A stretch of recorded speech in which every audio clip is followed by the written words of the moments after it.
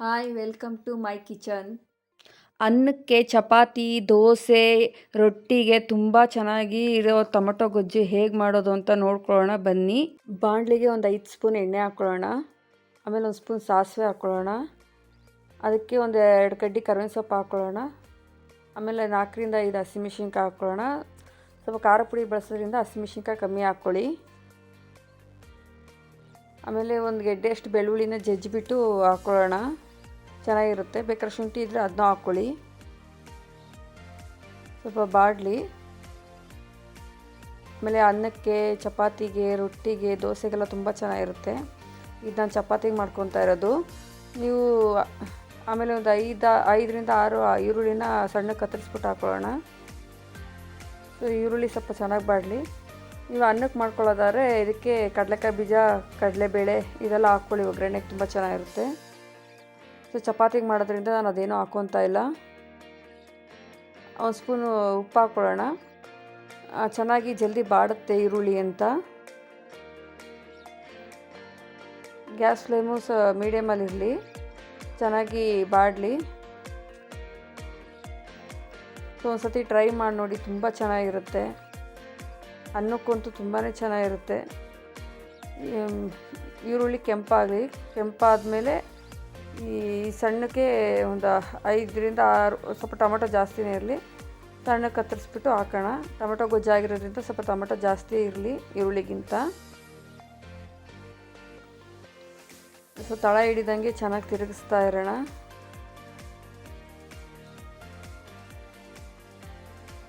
So ಅನ್ನ ಸಾರು ತಿಂದು ಬೇಜಾರಾಗಿದ್ದಾಗ ಈ ಥರ ಹುಳಿಯಾಗಿ ಟೊಮೆಟೊ ಗೊಜ್ಜು ಮಾಡಿಕೊಂಡ್ರೆ ತುಂಬ ಚೆನ್ನಾಗಿರುತ್ತೆ. ಇದಕ್ಕೆ ಒಂದು ಅರ್ಧ ಸ್ಪೂನಷ್ಟು ಅರಿಶಿನ ಪುಡಿ ಹಾಕ್ಕೊಳ್ತೀನಿ. ಟೊಮೆಟೊ ಜಲ್ದಿ ಮ್ಯಾಶ್ ಆಗುತ್ತೆ, ಸಾಫ್ಟ್ ಆಗುತ್ತೆ ಅಂತ. ಈ ಅರಿಶಿನ ಮನೇಲೇ ನಾವು ಕೊಂಬ್ ಒಣಗಿಸಿ ಪುಡಿ ಮಾಡಿ ಇರೋ ಅರಿಶಿನ, ಅಂಗಡಿ ಅರಿಶಿನ ಅಷ್ಟಾಗಿ ಬಳಸಬೇಡಿ, ಚೆನ್ನಾಗಿರಲ್ಲ.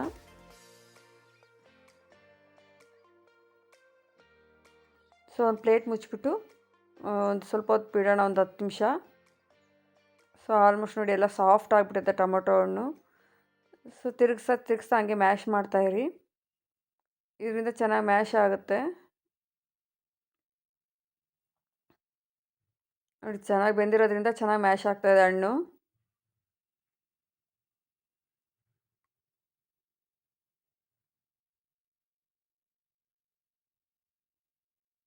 ಆಗಲೇ ಎಲ್ಲ ಸೈಡಲ್ಲೆಲ್ಲ ಎಣ್ಣೆ ಬಿಡ್ತಾ ಇದೆ ನೋಡಿ, ಎಣ್ಣೆ ಬಿಡ್ತಾ ಇದೆ. ಸೊ ಆಗಿದೆ ಅಂತ ಅರ್ಥ. ಈ ಟೈಮಲ್ಲಿ ಗ್ಯಾಸ್ ಫ್ಲೇಮ್ ಮೀಡಿಯಮಲ್ಲಿ ಇರಲಿ. ಒಂದು ಸ್ಪೂನಷ್ಟು ಖಾರ ಪುಡಿ ಹಾಕ್ಕೊಳ್ಳೋಣ, ಯಾಕೆಂದರೆ ಹಸಿಮೆಣ್ಸಿನ್ಕಾಯಿ ಒಂದು 4ರಿಂದ 5 ಹಾಕ್ಕೊಂಡಿದ್ವಿ. ಅದರಿಂದ ಖಾರ ಮೆಣಸಿನ್ಕಾಯಿ 2 ಮಿಕ್ಸಲ್ಲಿ ಹಾಕಿದ್ರೆ ತುಂಬ ಚೆನ್ನಾಗಿರುತ್ತೆ. ಹಸಿಮೆಣ್ಸಿನ್ಕಾಯಿ ಜೊತೆಗೆ ಸ್ವಲ್ಪ ಖಾರ ಪುಡಿ ಹಾಕ್ಕೊಳ್ಳಿ. ಒಂದೇ ಥರಕ್ಕೆ ಹಾಕ್ಕೊಳ್ಳೋದ್ಕಿಂತ ಈ ಥರ 2 ಥರ ಹಾಕ್ಕೊಂಡ್ರೆ ಚೆನ್ನಾಗಿರುತ್ತೆ ರುಚಿ ಅಂತ. ಒಂದು ಸ್ಪೂನಷ್ಟು ಗರಂ ಮಸಾಲ ಹಾಕ್ಕೊಳ್ಳೋಣ.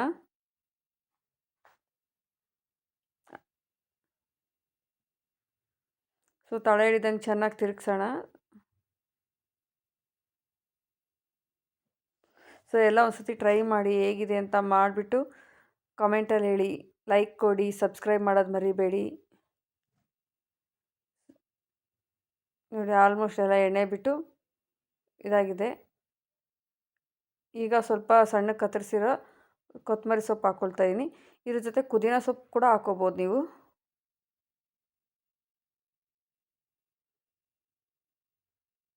ಕೊತ್ತಂಬರಿ ಸೊಪ್ಪು ಹಾಕಿದ್ಮೇಲೆ ಜಾಸ್ತಿ ಹೊತ್ತೇನು ಬೇಯಿಸೋದು ಬೇಡ. ಸೊ ರೆಡಿಯಾಗಿದೆ ಟೊಮೆಟೊ ಗೊಜ್ಜು. ಸೊ ಸರ್ವ್ ಮಾಡಿ ಚಪಾತಿ ದೋಸೆ ಅನ್ನ ರೊಟ್ಟಿ ಯಾವುದ್ರ ಜೊತೆ ಬೇಕಾದ್ರೂ ತಿನ್ಬೋದು.